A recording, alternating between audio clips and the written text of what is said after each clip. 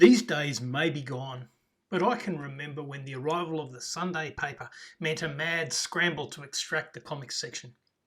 In the 1950s, comics were big business, which could really affect the circulation of a newspaper, and the biggest comic of them all in Australia was Ginger Meggs, drawn by Jimmy Bancks. Bancks entered into a contract with the publishers of Sydney's Sunday Sun and Guardian, where he agreed to supply comic art for 10 years, and they agreed to publish that art on the front page of the comics section every Sunday. After a time, difficulty obtaining newsprint meant the company had to reconsider the format of the newspaper. There was no longer a separate comics section. Instead, it became part of the newspaper's magazine as a pull-out in the middle. If the reader pulled out the section and folded it a certain way, Ginger Meggs would be on the front page. However, if they just left it in the magazine, Ginger Meggs would appear on the third page of comics.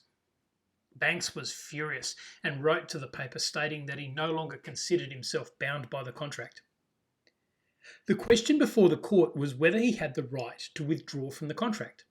He could only do so if the term which had been breached was a condition of the contract, a sufficiently important term to justify termination. The court set out the issue this way. The first question is whether the company's undertaking to present the defendant's drawings on the front page of the comic is a condition or essential term of the contract going to its very root, the breach of which would immediately entitle the defendant, at his option, to rescind the contract and sue for damages for the loss of the contract, or a mere warranty or non-essential and subsidiary term, the breach of which would entitle the defendant to damages. They found that the artist had a commercial interest in having his work prominently displayed on the front page of the comics in order to maintain his readership.